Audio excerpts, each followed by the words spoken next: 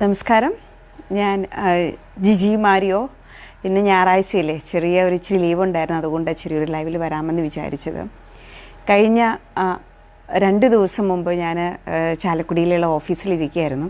രാവിലെ 1-2 പേരെ കാണാനുണ്ടായിരുന്നു, അപ്പോയിൻമെൻ്റ് ഉണ്ടായിരുന്നു. കണ്ടു കഴിഞ്ഞ് 1 മണി ആയപ്പോഴേക്കും വീട്ടിലേക്ക് വരണം, ഭക്ഷണം കഴിക്കാനായിട്ട് വീട്ടിലേക്ക് വരണം, മക്കൾക്ക് ഭക്ഷണമൊക്കെ എടുത്ത് കൊടുക്കണം എന്ന് കരുതി വീട്ടിലേക്ക് ഇറങ്ങാനായിട്ട് നിൽക്കെ ഒരു ഭാര്യയും ഭർത്താവും കൈക്കുഞ്ഞും കൂടെ ആയിട്ട് ഞങ്ങളുടെ ഓഫീസിലേക്ക് കയറി വന്നിട്ട് പറഞ്ഞു, ഞങ്ങൾക്കൊരു കൗൺസിലിംഗ് വേണമെന്ന് റിസപ്ഷനിസ്റ്റിനോട് പറഞ്ഞു. റിസപ്ഷനിസ്റ്റ് എൻ്റെ അടുത്തേക്ക് വന്നു. അവിടെ പെട്ടെന്ന് വേറെ ആരും അവൈലബിൾ ആയിരുന്നില്ല. ഉണ്ടായിരുന്ന കൗൺസിലേഴ്സ് എൻഗേജ്ഡ് ബിസി ആയിരുന്നു. അപ്പോൾ ശരി, ഞാൻ ഓക്കെ, അപ്പോൾ ഇന്നിനിപ്പോൾ ഊണ് ഒഴിവാക്കാമെന്ന് കരുതി അവരെ അകത്തേക്ക് വിളിപ്പിച്ചു. അവരകത്തേക്ക് വന്നു. പക്ഷെ അവർക്ക് എന്നെ പരിചയമില്ല, ഫിലോക്കാലിയ എന്തെന്നറിയത്തില്ല, ഒന്നും അറിയില്ല. അവർ ശരിക്കും പറഞ്ഞാൽ ചാലക്കുടിയിലെ സെൻറ്റ് ജെയിംസ് ഹോസ്പിറ്റലിൽ പോയിട്ട് മടങ്ങി വരുന്ന വഴിയാണ്. അപ്പോൾ പോയിട്ട് അവർ ഡോക്ടറെ കണ്ടതിന് ശേഷം അവരാരെയോ അവരുടെ ഫ്രണ്ടിനെയോ ബന്ധുവിനെയോ വിളിച്ചു, ഞങ്ങൾക്കൊരു കൗൺസിലിംഗ് വേണം, മറ്റേ സെൻറ്റ് ജെയിംസിലുള്ള ഡോക്ടറിനും കൗൺസിലിങ്ങിന് ചെയ്യുന്ന ഡോക്ടറിനും ഫ്രീ അല്ല, കോവിഡായിട്ട് കിടക്കുകയാണ് എന്ന് പറഞ്ഞപ്പോൾ ബെസ്റ്റ് ഫിലോക്കാലിയ ആണെന്നും പറഞ്ഞിട്ട് ആ കൂട്ടുകാരൻ ഫിലോക്കാലിയിലേക്ക് ഗൈഡ് ചെയ്തതാണ്. അപ്പോൾ യാതൊരുവിധ പരിചയമില്ല. ഒന്നിരിക്കാൻ പറഞ്ഞു. നോക്കിയപ്പോൾ ആ ഒരു സ്ത്രീയുടെ, അതായത് ഒരു 10-29 വയസ്സേ ഉണ്ടാവുള്ളായിരിക്കും, ചെറുപ്പക്കാരാണ്. അവർ കൈക്കുഞ്ഞു, 1 വയസ്സായ ഒരു കൈക്കുഞ്ഞുമായിട്ടാണ് വന്നിരിക്കുന്നത്. അപ്പോൾ ആ ഒരു സ്ത്രീയുടെ കൈ ഒടിഞ്ഞിട്ടുണ്ട്. ഇങ്ങനെ ബാൻഡേജ് ഇട്ട് കെട്ടി ഇങ്ങനെ തൂക്കി ഇങ്ങനെ വെച്ചിട്ടുണ്ട്. മുടിയൊക്കെ അലസമായിട്ട് കിടക്കുന്നു, ഭയങ്കര ഡിസ്റ്റർബ്ഡ് ആയ മുഖം. അതേപോലെ അദ്ദേഹത്തിൻ്റെ മുഖത്തും ഒരു വല്ലാത്തൊരു ഗ്ലൂമി ഫീലിംഗ്, ഒരു അസ്വസ്ഥമായ ഒരു മുഖമായിട്ടാണ് എൻ്റെ മുമ്പിലിരുന്നത്. അപ്പോൾ ഞാൻ ചോദിച്ചു, നിങ്ങൾ എന്തിനാണ് വന്നത്? അപ്പോൾ അത് ഞങ്ങൾക്ക് കൗൺസിലിംഗ് വേണം. അപ്പോൾ ഞാൻ പറഞ്ഞു, സാധാരണ ഫിലോക്കാലിയയിൽ അപ്പോയിൻമെൻറ്റ് എടുക്കാതെ കൗൺസിലിംഗ് ചെയ്യാറില്ല. ഇപ്പം ഇന്ന് എന്തോ ഭാഗ്യത്തിന് ഉച്ചയൂണിൻ്റെ സമയമായതുകൊണ്ട് ഞാൻ വീട്ടിൽ പോകുന്നതിന് മുമ്പ് നിങ്ങൾ വന്നതുകൊണ്ടാണ് കാണാൻ പറ്റിയത്. എന്നാലും കുഴപ്പമില്ല, സന്തോഷമില്ല, കുറച്ച് നേരം നിങ്ങൾക്ക് വേണ്ടി സ്പെൻഡ് ചെയ്യാമെന്ന് പറഞ്ഞു. എന്നിട്ട് ഞാൻ തമാശയായിട്ട് ചോദിച്ചു, എന്താണ് രണ്ടുപേരും തമ്മിൽ അടിപിടിയാണല്ലോ, കൈയൊക്കെ അടിച്ച് പൊട്ടിച്ചതാണോ എന്ന് ചോദിച്ചു. ശരിക്കും പറഞ്ഞാൽ അവരുടെ ഉത്തരം ഞാൻ അങ്ങനെ പ്രതീക്ഷിച്ചില്ല. അവർ പറഞ്ഞു, അതെ, ഞാൻ പൊട്ടിച്ചതാണ് എന്ന് ഭർത്താവ് പറഞ്ഞു. അവളുടെ ഒടിഞ്ഞ കൈ കണ്ടിട്ട് ഞാൻ അവളെ പൊട്ടിച്ചതാണ്, അതിൻ്റെ ട്രീറ്റ്മെൻറ്റിന് വേണ്ടി ഹോസ്പിറ്റലിൽ വന്നതാണ് എന്ന് പറഞ്ഞു. അപ്പോൾ എനിക്ക് പെട്ടെന്ന് അവരിങ്ങനെ പറഞ്ഞപ്പോഴത്തേക്ക് വീണ്ടും ചെറിയൊരു അത്ഭുതം തോന്നി. കുറേ നേരം ഇരുന്ന് സംസാരിച്ചു. എന്നിട്ട് പറഞ്ഞു, അവർക്ക് ചെറിയൊരു സൈക്കാട്രിസ്റ്റിനെ കണ്ടിട്ടും കൂടിയാണ് ഞങ്ങൾ വരുന്നത്, പുള്ളിക്കാരൻ്റെ ഡിപ്രഷനാണ്, ഭയങ്കര ടെൻഷനാണെന്ന് പറഞ്ഞു. ഭാര്യ നിർത്താതെ ഇങ്ങനെ കണ്ടിന്യൂസ് സംസാരിക്കുക. അപ്പോൾ പുള്ളിക്കാരൻ ഇതെല്ലാം കേട്ടിട്ട് തല ഊരിച്ചിരിപ്പുണ്ട്, കൈ ഇങ്ങനെ കെട്ടിവെച്ചിട്ട്, യെസ്, അതെ, എനിക്ക് ഡിപ്രഷനുണ്ട്, എനിക്ക് പേടിയുണ്ട്, എനിക്ക് ദേഷ്യമുണ്ട്, ഞാൻ ഭാര്യനെ അടിക്കാറുണ്ട്, ഉപദ്രവിക്കാറുണ്ട്, ചവിട്ടാറുണ്ട്, തൊഴിക്കാറുണ്ട്, ദേഷ്യപ്പെടാറുണ്ട്, എല്ലാം ഞാൻ തന്നെയാണ് ഇങ്ങനെ അഡ്മിറ്റ് ചെയ്തുകൊണ്ടിരിക്കുക. ഒന്നും തിരിച്ചൊന്നും പറയുന്നില്ല. അപ്പം ഭാര്യയെ കുറേ നേരം സംസാരിച്ച് കഴിഞ്ഞപ്പോൾ ഞാൻ ഭാര്യയോട് പറഞ്ഞു, കുഞ്ഞിനെയും കൊണ്ട് നിങ്ങളൊന്ന് പുറത്ത് പോയിരിക്കെ, ഞാൻ ഭർത്താവുമായിട്ടൊന്ന് സംസാരിക്കട്ടെ എന്ന് പറഞ്ഞു. ഭർത്താവായിട്ട് കുറേ നേരം സംസാരിച്ച് ഒറ്റയ്ക്ക് കിട്ടിയപ്പോൾ ഭർത്താവ് കുറേ ഫ്രീ ആയിട്ട് കുറേ കാര്യങ്ങൾ സംസാരിച്ച് വന്നപ്പോൾ എനിക്ക് മനസ്സിലായ 1-2 കാര്യങ്ങളാണ് ഇപ്പം നിങ്ങളുമായിട്ട് പങ്കുവയ്ക്കുന്നത്. അദ്ദേഹത്തിൻ്റെ മനസ്സിൽ 2 ഭാര്യമാരുണ്ടായിരുന്നു. ഒന്നും കൂടെ ശ്രദ്ധിക്കണം, അദ്ദേഹത്തിൻ്റെ മനസ്സിൽ 2 ഭാര്യമാരുണ്ടായിരുന്നു. അത് എന്താണെന്ന് വെച്ചാൽ, ഒന്ന് സങ്കല്പത്തിലെ ഭാര്യയും ഒന്ന് റിയാലിറ്റിയിലുള്ള ഭാര്യയും. അദ്ദേഹത്തിൻ്റെ മനസ്സിൽ സങ്കല്പത്തിലുണ്ടാകുന്ന ഭാര്യയെക്കുറിച്ച് ഒരുപാട് സങ്കല്പങ്ങളായിരുന്നു, ഒരുപാട് പ്രതീക്ഷകളാണ് ആ സങ്കല്പത്തിലെ ഭാര്യയ്ക്ക്. അപ്പം ഈ സങ്കല്പത്തിലെ ഭാര്യയും റിയാലിറ്റിയിലുള്ള ഭാര്യയായിട്ട് ഇയാൾ കമ്പയർ ചെയ്യുമ്പോൾ സങ്കല്പത്തിലെ ഭാര്യയുടെ ആ ഒരു രീതിക്കനുസരിച്ചിട്ട് റിയാലിറ്റിയിലുള്ള ഇപ്പോൾ നിലവിലുള്ള ഭാര്യ വരാതെ വരുമ്പോഴത്തേക്കും അവിടെ അടിയാണ്, പിടിയാണ്, ക്ലാഷാണ്, ഭയങ്കര പ്രശ്നമാണ്. അതാണ് സംഭവിച്ചത്. എന്താണ് അവരുടെ സങ്കല്പത്തിലെ ഭാര്യനെ എന്ന് അറിയാവോ? അദ്ദേഹം US-ലും കാനഡയിലൊക്കെ ജോലി ചെയ്തിട്ടുണ്ട്, ഷിപ്പിലൊക്കെ ജോലി ചെയ്തിട്ടുണ്ട്. അപ്പോൾ അവിടുത്തെ ഒരു ജീവിത രീതിയും കൾച്ചറുമാണ് അദ്ദേഹത്തിന് ഇഷ്ടമായിട്ടുള്ളത്. അപ്പോൾ എന്ത് ചെയ്യും, അവിടെ ഒരു യൂറോപ്യൻ ഒരു കൾച്ചറുണ്ടല്ലോ, നമുക്ക് എല്ലാവർക്കും അറിയാം, നമ്മൾ ടോട്ടലി ഡിഫറെൻ്റ് ആണ് മലയാളികളുമായിട്ടുള്ള, കേരളവുമായിട്ടുള്ള ഒരു കൾച്ചർ. പക്ഷെ അദ്ദേഹത്തിന് അതാണ് ഇഷ്ടം. അപ്പം അവിടെ നിൽക്കുമ്പോൾ, US-ൽ നിൽക്കുമ്പോഴാണ് ഈ വിവാഹ ആലോചന വരുന്നത്. അന്നിപ്പം ഈ കുട്ടിക്കൊരു പ്രത്യേകതയുണ്ട്, അമ്മയില്ല. 1ാമത്തെ വയസ്സിൽ, 1 വയസ്സായിരിക്കുമ്പോൾ അമ്മ മരിച്ചു പോയത്, അപ്പൻ മാത്രമേ ഉള്ളൂ, ഒരേ ഒരു മോള, അപ്പൻ വളർത്തിയ കുട്ടിയാണ്. അപ്പോൾ അമ്മയില്ല എന്ന് കേട്ടപ്പോൾ ചെറിയൊരു സോഫ്റ്റ് കോർണർ ഈ കുട്ടിയോടും വന്നുപോയി. അതുകൊണ്ട് തന്നെ ഒരു ചെറിയൊരു ഇഷ്ടം അദ്ദേഹത്തിന് അവളോടുണ്ട്. അപ്പോൾ അദ്ദേഹം വിചാരിച്ചു, എൻ്റെ സങ്കല്പത്തിലെ ഭാര്യനെ ഇവളെ ആക്കി മാറ്റിയെടുക്കാൻ പറ്റും, അമ്മയില്ലാത്ത കുട്ടിയും കൂടെ അല്ലേ, അപ്പം ഞാൻ ഒരുപാട് സ്നേഹിച്ചാൽ ആക്കിയെടുക്കാൻ പറ്റും എന്നുള്ളൊരു ധാരണയിലും കൂടെ അദ്ദേഹം കിട്ടി. അദ്ദേഹത്തിൻ്റെ സങ്കല്പം എന്ന് വെച്ചാൽ ഈ യൂറോപ്യൻ സ്റ്റൈൽ പോലെ ആ പെൺകുട്ടികൾ വിവാഹം കഴിക്കണം. യൂറോപ്യൻ ഗേൾസ് ധരിക്കുന്ന പോലെ 3/4 midi, 3/4 shorts, sleeveless top, cooling glass, അടിച്ച് ചുമന്ന ലിപ്സ്റ്റിക്കൊക്കെ അല്ലെങ്കിൽ നല്ല രസമായിട്ട് അടിച്ചു പറത്തിയ മുടി, അങ്ങനെ ഭയങ്കര ഫാഷനബിൾ ആയിരിക്കണം. നന്നായി രീതിയിൽ അങ്ങനെ ഇംഗ്ലീഷ് സംസാരിക്കുന്ന ആളായിരിക്കണം. കുറച്ച് ഇൻഫോർമേറ്റീവ് ആയിട്ടുള്ള കാര്യങ്ങളെക്കുറിച്ചിട്ട് ഡിസ്കസ് ചെയ്യുന്ന ആളായിരിക്കണം. ലോജിക്കായിട്ട് സംസാരിക്കുന്ന ആളായിരിക്കണം എന്നൊക്കെയുള്ള കുറച്ച് ഹൈലി ഒരു ഇത്തിരി റിച്ച് തോട്ടുള്ള മനുഷ്യനായിരുന്നു അദ്ദേഹം. അപ്പോൾ അതിനനുസരിച്ചിട്ട് സ്വന്തം ഭാര്യ അങ്ങനെ ആയിരിക്കണമെന്ന് വിചാരിച്ചു. സത്യം പറയട്ടെ, ഇതിന് പക്ക ഓപ്പോസിറ്റാണ് ഈ പെൺകുട്ടി. പക്ക നാടൻ ഒരു മലയാളി പെൺകുട്ടിയാണ്. അദ്ദേഹത്തിന് ഒരു തരത്തിലും ഉൾക്കൊള്ളാൻ പറ്റത്തില്ല. അപ്പോഴും സ്വന്തം അമ്മ പറയുന്നുണ്ട്, ഇത് അമ്മയില്ലാത്ത വളർന്ന കുട്ടിയാണ് കേട്ടോടാ, വിഷമിപ്പിക്കില്ലേ. അത് കേൾക്കുമ്പോൾ അദ്ദേഹത്തിന് മനസ്സിലൊരു ചെറിയൊരു സോഫ്റ്റ് കോർണർ. അയ്യോ, ചീത്ത വിളിച്ച് കഴിഞ്ഞാൽ തെറി വിളിച്ച് കഴിഞ്ഞിട്ട് പോയി കരയും, അവിടെ പോട്ടെ, സാരമില്ല, ഞാൻ അറിയാണ്ട് ദേഷ്യപ്പെട്ടു പോയിട്ടോ. അങ്ങനെയൊക്കെ ഒരു നല്ല മനസ്സുണ്ട് കേട്ടോ ആ മനുഷ്യന്. എന്നിട്ട് പ്രശ്നം സോൾവ് ചെയ്യും. പിറ്റേന്ന് വീണ്ടും വഴക്കുണ്ടാക്കും, മടിയുണ്ടാക്കും, പ്രശ്നമുണ്ടാക്കും, എന്നിട്ടും സോൾവ് ചെയ്യും. അങ്ങനെയാണ് ഓരോ പ്രാവശ്യം കൈയൊടിയുന്നു, കാല് പൊട്ടുന്നു, അത് ചെയ്യുന്നു, ഇത് ചെയ്യുന്നു. പക്ഷേ എന്നാൽ ഇവർ തമ്മിൽ ഭയങ്കര ബോണ്ടാണ്. സംസാരിക്കുമ്പോൾ എനിക്ക് മനസ്സിലായി നല്ല ഒരു ആഴമേറിയ ഒരു സ്നേഹത്തിൻ്റെ ഒരു ബോണ്ട് ഉണ്ടെന്ന് എനിക്ക് മനസ്സിലായി കേട്ടോ. അപ്പം അദ്ദേഹം ഇങ്ങനെ സംസാരിച്ച് ഇങ്ങനെ കുറേ കാര്യങ്ങൾ ഇങ്ങനെ സംസാരിച്ച് വരികയാണ്. അപ്പം ഈ പെൺകുട്ടിയും എന്നോട് പറഞ്ഞു, ചേച്ചി എന്നെക്കൊണ്ട് ഷോർട്ട്സ് ഇടിയിപ്പിക്കും, 3/4 മിഡി ഇടിയിപ്പിക്കും, സ്ലീവ്ലെസ് ഷർട്ടൊക്കെ ഇടിയിപ്പിക്കും, എന്നെ ഷർട്ട് ഇട്ടൊക്കെ പുറത്ത് കൊണ്ടുപോകുള്ളൂ, മുടി ഹൈ ഹീൽഡ് ചെരുപ്പ്. ഞാൻ ഇന്നുവരെ ഹൈ ഹീൽഡിൻ്റെ ചെരുപ്പിട്ടിട്ടില്ല. അപ്പോൾ ഞാൻ പല പ്രാവശ്യം ആ ഹീലിൽ ചെരുപ്പിട്ടിട്ട് ഞാൻ മറിഞ്ഞു വീണിട്ടുണ്ട് ചേച്ചി. പിന്നെ എനിക്ക് നാടൻ പ്രദേശമൊക്കെയാണ് അവിടെ. അപ്പം ഈ നാടൻ പ്രദേശത്ത് ഞാൻ ജനിച്ചു വളർന്ന സ്റ്റൈലിൽ നിന്നും വ്യത്യസ്തമായിട്ട് ഇങ്ങനെയുള്ള ഹൈഫൈ സ്റ്റൈലിൽ ഡ്രസ്സ് ഇട്ട് പോകുമ്പോൾ എനിക്കും ചേരുന്നില്ല. ആ കൂട്ടുകാരുടെ അടുത്തേക്ക് പോകുമ്പോൾ എനിക്കെന്തോ ഫീലിംഗ് ഓക്വേർഡായിട്ട് തോന്നും, ഭയങ്കര അസ്വസ്ഥയാണ്, എനിക്ക് പൊരുത്തപ്പെടാനും പറ്റുന്നില്ല. പക്ഷേ ഞാൻ മാക്സിമം ട്രൈ ചെയ്യുന്നുണ്ട്, എൻ്റെ ഭർത്താവിൻ്റെ ഇഷ്ടത്തിനനുസരിച്ച് ജീവിക്കാൻ വേണ്ടി ഞാൻ മാക്സിമം ട്രൈ ചെയ്യുന്നുണ്ട്. പക്ഷേ എത്ര മാക്സിമം ട്രൈ ചെയ്താലും അദ്ദേഹത്തിന് അത് ഇഷ്ടമാവുന്നില്ല ചേച്ചി, ഞാൻ എന്താ ചെയ്യാനാണെന്ന് പുള്ളിക്കാരിയുടെ നിസ്സഹായത പറയുന്നുണ്ട് കേട്ടോ. പാവം തോന്നിപ്പോയി, പക്ക നാടൻ പെൺകുട്ടിയാണ്. അപ്പം ഭയങ്കര ഇതായി. പിന്നെ അത് കഴിഞ്ഞ് ഞാൻ വീണ്ടും അദ്ദേഹത്തിനെ ഒറ്റയ്ക്കിരുത്തി വീണ്ടും ഞാൻ സംസാരിച്ചു. അപ്പോൾ അദ്ദേഹം പറഞ്ഞപ്പോൾ ഞാൻ ചോദിച്ചു, പുള്ളിക്കാരി ട്രൈ ചെയ്യുന്നുണ്ടല്ലോ, നിങ്ങളുടെ ആ ഒരു സങ്കല്പത്തിനനുസരിച്ചിട്ട് ഡ്രസ്സിൻ്റെ രീതികളൊക്കെ മാറ്റുന്നുണ്ടല്ലോ എന്ന് പറഞ്ഞു. അപ്പോൾ പുള്ളിക്കാരൻ പറഞ്ഞു, ശരിയാണ്, എല്ലാം മാറ്റുന്നുണ്ട്, ഒരേ ഒരു കാര്യം ചോദിച്ചു. അപ്പോൾ ഞാൻ ചോദിച്ചത് എന്താ? ഈ പുള്ളിക്കാരി എപ്പോൾ നോക്കിയാലും കാർട്ടൂൺ സിനിമയെ കാണുള്ളൂ, കുഞ്ഞു പിള്ളേരെ പോലെയാണ്. ഇന്ന് വേറെ ഏതോ ഒരു കാർട്ടൂൺ സീരീസിൻ്റെ നായകൻ്റെ പേരെന്തോ പറഞ്ഞു. എന്നിട്ട് അതറിയാവോ നിങ്ങൾക്കെന്ന് വെച്ചാൽ ഞാൻ പിന്നെ എനിക്കറിയാതെ പറയും. സത്യം പറഞ്ഞാൽ ഞാൻ പേര് മറന്നേ.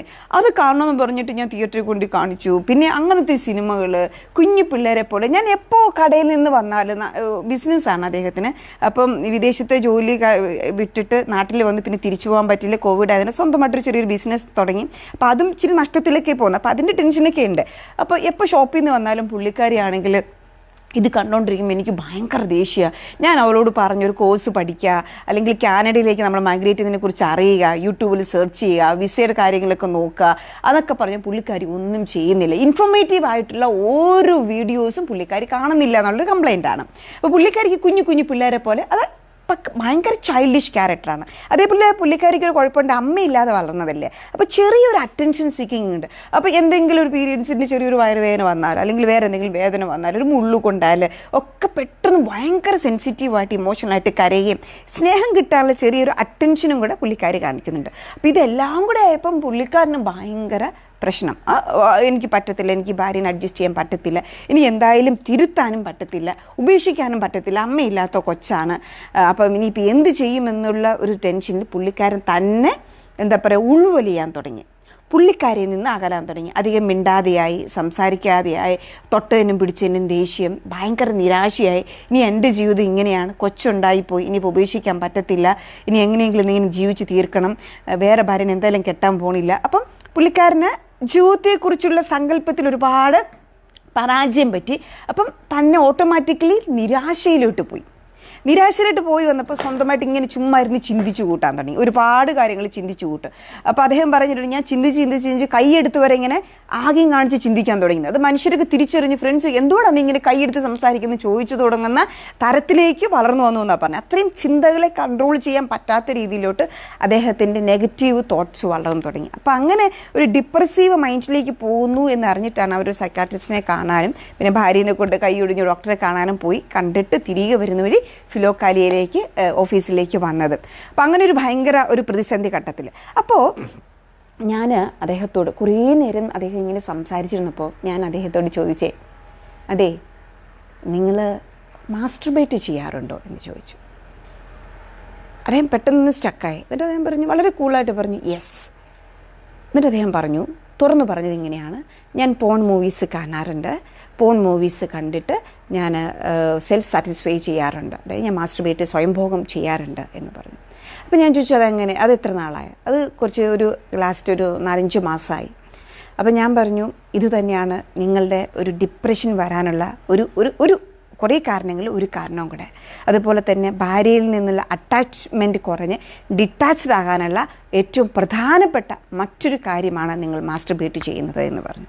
ഞാൻ പറഞ്ഞത് ഇങ്ങനെയാണ് അദ്ദേഹത്തോട്, നിങ്ങൾക്ക് ടെൻഷൻ വരുമ്പോൾ അല്ലെങ്കിൽ ഭാര്യയോട് ദേഷ്യം വരുമ്പോൾ ഭാര്യയുടെ അടുത്തൊരു സെക്സ് റിലേഷൻഷിപ്പിന് പോകാൻ ഒരു മടി വരും, അല്ലെങ്കിൽ ഭാര്യ സമ്മതിക്കത്തില്ല ആ സമയത്ത്. അപ്പോൾ നിങ്ങൾ എന്ത് ചെയ്യും, ഈ മറ്റ് അശ്ലീല സൈറ്റുകൾ, അത് പോൺ മൂവീസിൻ്റെയൊക്കെ സൈറ്റുകളിൽ പോയിട്ട് നിങ്ങൾ കണ്ട് സ്വയം തൃപ്തി അടയും. സ്വയം തൃപ്തി അടയുമ്പോൾ ഭാര്യയിൽ നിന്ന് കിട്ടേണ്ട സന്തോഷവും സമാധാനവും, നിങ്ങൾ രണ്ടുപേരും ഒന്നിച്ചനുഭവിക്കേണ്ട ഒരു ആനന്ദം, ദാമ്പത്യ ജീവിതത്തിൽ കൂടി അനുഭവിക്കേണ്ട ആനന്ദം നിങ്ങൾ ഒറ്റയ്ക്ക് അനുഭവിച്ച് കഴിയുമ്പോൾ നിങ്ങൾക്ക് ഭാര്യയോടുള്ള അറ്റാച്ച്മെൻറ്റ് കുറയാണ്.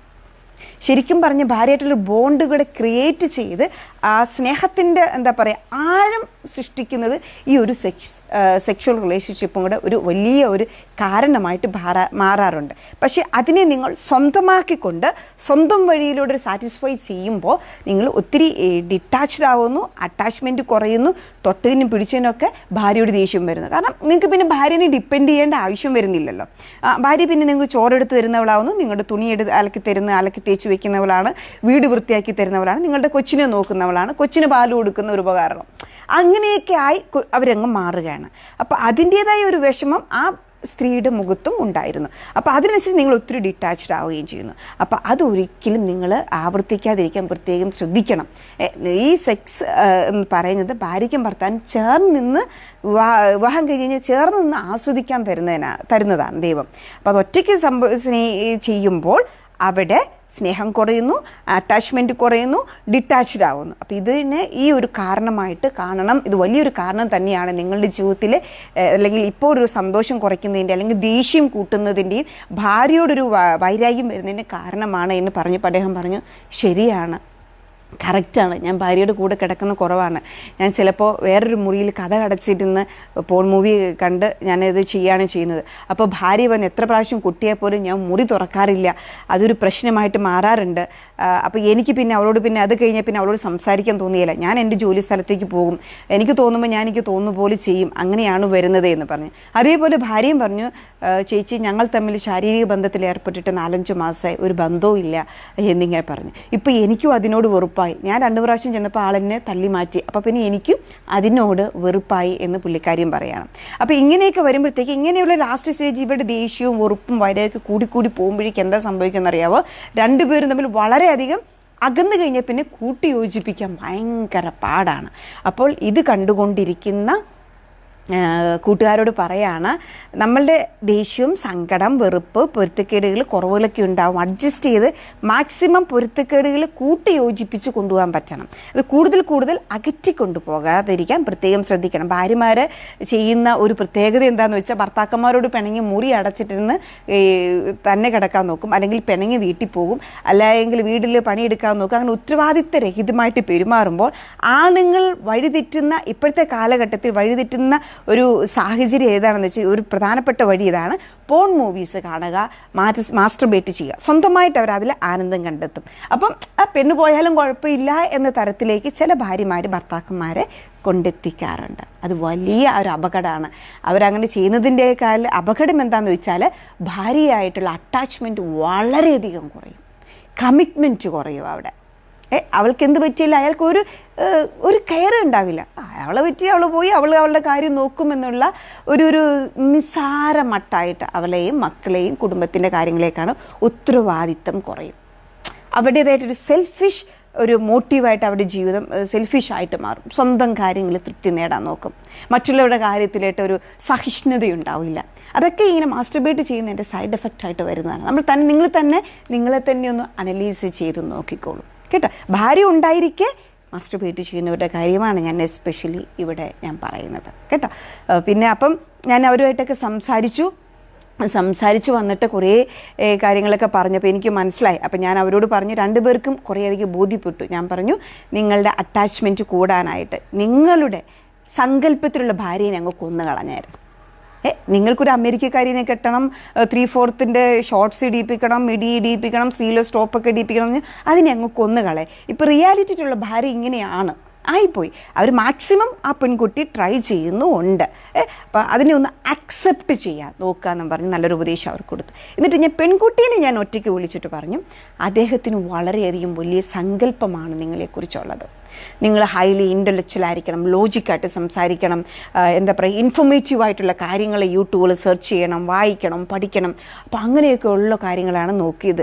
പക്ഷേ നിങ്ങളാണെങ്കിൽ ശരിക്കും പറഞ്ഞ തനി നാടൻ പെണ്ണും നല്ല മനസ്സാണ് നിങ്ങൾക്ക്. അതേസമയം ഒരു നാടൻ പെണ്ണും ചൈൽഡിഷായിട്ട് ചിന്തിക്കുന്ന ഒരു കുഞ്ഞു കുട്ടികളുടെ മനസ്സാണ് എന്ന് പറഞ്ഞു.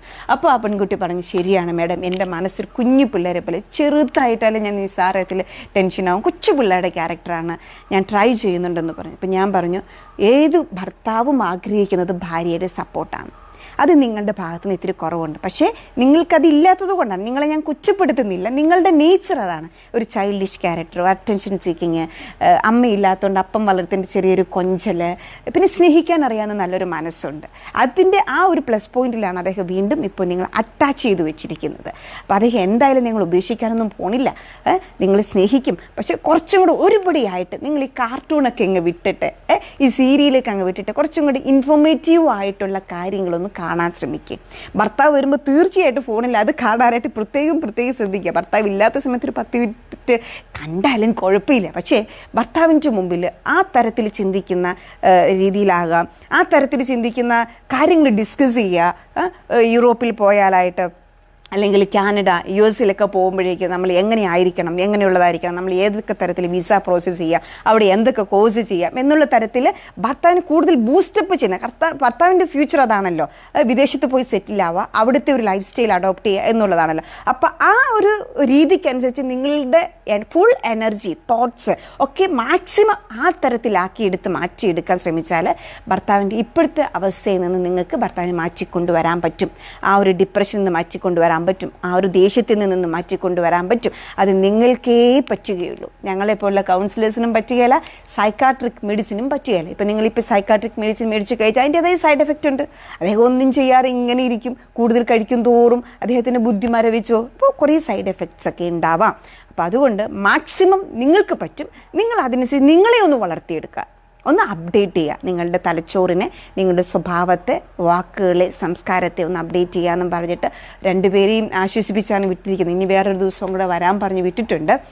ഇപ്പം ഞാൻ പറഞ്ഞൊരു വലിയൊരു കാര്യമാണ്, അതായത് നമ്മൾക്ക് അറിയാതെ പോകുന്ന ഒരു കാര്യമാണ് സങ്കല്പത്തിലെ ഭാര്യ അല്ലെങ്കിൽ സങ്കല്പത്തിലൊരു ഭർത്താവും റിയാലിറ്റിയിലുള്ള ഭർത്താവും ഭാര്യയും. അപ്പോൾ നമ്മൾ സങ്കല്പത്തിലെ ഭാര്യനെയും ഭർത്താവിനെയും നമ്മൾ സ്വപ്നം കാണും, കിടപ്പറയിലാണെങ്കിലും പോകുമ്പോഴാണെങ്കിലും എവിടെയാണെങ്കിലും. അപ്പം അതിനനുസരിച്ചിട്ട് ഭാര്യനെയും ഭർത്താവിനെയും മാറ്റാനായിട്ട് നോക്കിക്കൊണ്ടിരിക്കും. നമ്മൾ വിവാഹം കഴിക്കുന്നതിന് നമുക്കൊരു സങ്കല്പം ഉണ്ടല്ലോ. അപ്പോൾ ആ ഒരു ജീവിത പങ്കാളിനെ വരുന്ന തരത്തിൽ നമ്മൾ മാറ്റാൻ ട്രൈ ചെയ്യുമ്പോഴാണ് നമ്മുടെ കുടുംബത്തിലെ പ്രശ്നം ഉണ്ടാകുന്നത്. വിവാഹം കഴിച്ച് പിറ്റേന്ന് മുതൽ നമ്മൾ ചെയ്യുന്ന ഏറ്റവും വലിയ ബിഗ്ഗസ്റ്റ് മിസ്റ്റേക്ക് എന്താ? ഭാര്യനെ എൻ്റെ ഇഷ്ടത്തിനനുസരിച്ചിട്ട് മാറ്റാൻ നോക്കുക, ഭർത്താവിൻ്റെ ഇഷ്ടത്തിനനുസരിച്ചിട്ട് മാറ്റാൻ നോക്കുക. ഇല്ലേ, ഞാൻ പറയുന്ന കളർ ഡ്രസ്സ് ഇടുക, ഞാൻ പറയുന്ന പോലെ താടി വടിക്കുക, ബുൾഗാൻ താടി വയ്ക്കുക, കൃതാവ് ഇവിടം വരെ നീട്ടുക, മുടി ഇങ്ങനെ കട്ട് ചെയ്യുക, 3/4 ഷർട്ട്, ഈ കളർ ഷർട്ട്, ഇങ്ങനെ പാൻറ് ഇൻ ചെയ്യുക, ഇങ്ങനത്തെ സാരി ഇടുക, ഇങ്ങനത്തെ ചുരിദാർ, കൈ ഇവിടം വരെ അങ്ങനെയൊക്കെ പറഞ്ഞ് നമുക്കൊരു ഇൻസ്ട്രക്ഷൻസ് ഉണ്ടാകും. നമ്മൾ അറിയാതെ തന്നെ അവർ ഫോഴ്സ് ചെയ്ത് ഇൻജെക്ട് ചെയ്ത് അങ്ങനെ ചെയ്യിപ്പിക്കാൻ നോക്കും. നമ്മൾ പറയുന്ന പോലെ സംസാരിക്കണം, നമ്മൾ ചെയ്യുന്ന പോലെ എഴുന്നേക്കണം, ഞാൻ എഴുന്നേക്കുന്ന സമയത്ത് എഴുന്നേക്കണം, നമ്മൾ പറയുന്ന നമ്മുടേതായ രീതിയിലുള്ള ഭക്ഷണം കഴിക്കണം എന്നൊക്കെ പറയും. നമ്മുടേതായ ചില ശീലങ്ങളുണ്ട്, അത് അടിച്ചേൽപ്പിക്കാൻ നോക്കുക. അവിടെയാണ് പ്രശ്നം വരുന്നത്. നമ്മൾ പോലും അറിയത്തില്ല, നമ്മൾ പോലും അറിയാതെ ഇൻജെക്ട് ചെയ്യുമ്പോൾ അവർക്കത് ഉൾക്കൊള്ളാൻ പറ്റത്തില്ല, ഇവർക്കത് ഉൾക്കൊള്ളാൻ പറ്റത്തില്ല. അവർക്ക് ഭാര്യയ്ക്ക് ഭാര്യയുടേതായ ഒരു സ്പേസ്, ഭർത്താവിൻ്റെ ഒരു സ്പേസ്, നമ്മൾ അതിലങ്ങ് ഓവർ ഒരു ഫോഴ്സ് കൊടുക്കണ്ട. പക്ഷേ പരസ്പരം കുറവുകളെ അറിഞ്ഞ് അഡ്ജസ്റ്റ് ചെയ്ത് പരസ്പരം ചേർത്ത് വെച്ച് ഒട്ടിച്ച് ഒരിക്കലും പിരിയാൻ പറ്റാത്ത രീതിയിൽ ഒട്ടിച്ച് വെച്ചിട്ട് മുന്നോട്ട് പോകാൻ പറ്റണം. കുറവുകളെ അക്സെപ്റ്റ് ചെയ്ത് മുമ്പോട്ട് പോകാൻ പറ്റണം. അതാണ് ഒരു ഭാര്യയെ ഭർത്താവ്. അല്ലെങ്കിൽ ഇങ്ങനെ വഴക്കുകൂടി ഡോക്ടറെ കണ്ട്, കൗൺസിലേഴ്സിനെ കണ്ട്, സൈക്കാട്രിസ്റ്റിനെ കണ്ട് എത്ര നാളാന്ന് വെച്ചാൽ പോവുക. ഇങ്ങനെ കണ്ട് ജീവിതത്തിൻ്റെ ആയുസ്സിൽ പകുതി കൂടുതൽ ഇങ്ങനെ അങ്ങ് ചെയ്ത് തീർക്കുകയല്ലേ ചെയ്യുന്നത്. വഴക്കുണ്ടായിക്കോ, ചീത്ത വിളിച്ച് വഴക്കുണ്ടായാലല്ലേ വൈകുന്നേരം വന്നിട്ട് ഭർത്താവ് മോളെ സാരമില്ലടി പോട്ടടി എന്ന് പറയാനുള്ളൊരു ചാൻസ് വഴക്കുണ്ടായാലേ പറയാൻ പറ്റുള്ളൂ. ഇല്ലേ, സാരമില്ലടി മോളെ, എടി ചക്കരയല്ലടി എന്നൊക്കെ വിളിക്കുന്നത്. പക്ഷെ അത് അന്തിമയങ്ങുന്നവരെ ആയിരിക്കണം. അന്തിമയങ്ങിക്കഴിഞ്ഞാൽ അത് വഴക്കുണ്ടാക്കരുത്, അവിടെ കൊണ്ട് അങ്ങ് തീർത്തേക്കണം കേട്ടോ. ഇന്നിപ്പോൾ ആരെങ്കിലും പിണങ്ങി ദേഷ്യപ്പെട്ട് വഴക്കുണ്ടാക്കിയിരിക്കുന്നുണ്ടെങ്കിൽ നിങ്ങളുടെ ഭാഗത്ത് തെറ്റില്ല എങ്കിൽ പോലും ഇപ്പോൾ തന്നെ ഒന്ന് ചെന്ന് ഒരു മുത്തം കൊടുത്ത് നോക്കിയേ, ഒരു കെട്ടിപ്പിടിച്ചൊരു മുത്തം കൊടുത്തിട്ട് ചുമ്മാ. അയാൾ പക്ഷെ ഭയങ്കര ദേഷ്യപ്പെട്ട് ഇപ്പം കുത്തിക്കൊല്ലണം എന്ന് പറഞ്ഞ് കലിപ്പിലിരിക്കുന്ന ആളായിരിക്കും. പക്ഷെ ആയിക്കോട്ടെ, ഒരു മുത്തം കൊടുത്ത് നോക്കി, അവിടെ തീരാവുന്ന പ്രശ്നമല്ലേ ഉള്ളൂ. ഒരു കെട്ടിപ്പിടുത്തം നോക്കി അവിടെ തീരാവുന്ന ഒരു പ്രശ്നമല്ലേ ഉള്ളൂ, ഇല്ലേ? ഒന്ന് ട്രൈ ചെയ്ത് നോക്കുന്നേ, അത്രയേ ഉള്ളൂന്നേ. ബന്ധങ്ങളെ കൂട്ടിയോജിപ്പിക്കാൻ ഒരു മുത്തത്തിനാകും, ഒരു പുഞ്ചിരിക്കാവും, ഒരു നല്ല വാക്കിനാവും, ഒരു സോറിക്കാവും. അപ്പോൾ ഇന്നത്തെ എന്താ പറയുക, ഞായറാഴ്ചത്തെ ഒരു വൈകുന്നേര സന്ധ്യയിൽ എല്ലാവർക്കും നല്ല ജീവിതം ആശംസിക്കുന്നു. ഫിലോകാലിയ ചാലക്കുടി ഓഫീസിലും കോട്ടയത്തുള്ള സംക്രാന്തിയിലുള്ള ഓഫീസിലും എപ്പോഴും കൗൺസിലിങ്ങിലുള്ള സൗകര്യങ്ങളുണ്ട്. സ്പിരിച്വൽ കൗൺസിലിംഗ് ഉണ്ട്, അതുപോലെ തന്നെ മെൻറ്ററിങ്, ഒരു ഗൈഡൻസ് ഏത് നേരം വന്നാൽ എപ്പോഴാണ്. പക്ഷേ മുൻകൂട്ടി അപ്പോയിൻമെൻ്റ് എടുക്കണമെന്ന് മാത്രം. മറ്റു കാര്യങ്ങളൊക്കെ ആയിട്ട് ചെയ്യാനുള്ളതുണ്ട്. നിർധനരായ രോഗികൾക്ക് ഞങ്ങൾ മെഡിസിൻ, പാവപ്പെട്ടവർക്ക് മെഡിസിൻ വാങ്ങി നൽകുന്നുണ്ട്. നിർധനരായ ആൾക്കാർക്ക് ഞങ്ങൾ വീടുകൾ വെച്ച് നൽകുന്നുണ്ട്. അതിന് ഒരുപാട് നന്മ പ്രവൃത്തികൾ നടക്കുന്നുണ്ട് ഫിലോകാലിയ ഫൗണ്ടേഷനിലൂടെ. അപ്പോഴൊക്കെയും നിങ്ങളോട് ഞങ്ങൾ അപേക്ഷിക്കുന്നത് കൂടെ ഉണ്ടാകണേ എന്ന് മാത്രമാണ്. അപ്പോൾ എല്ലാവരെയും ദൈവം സമർത്ഥമായിട്ട് അനുഗ്രഹിക്കട്ടെ.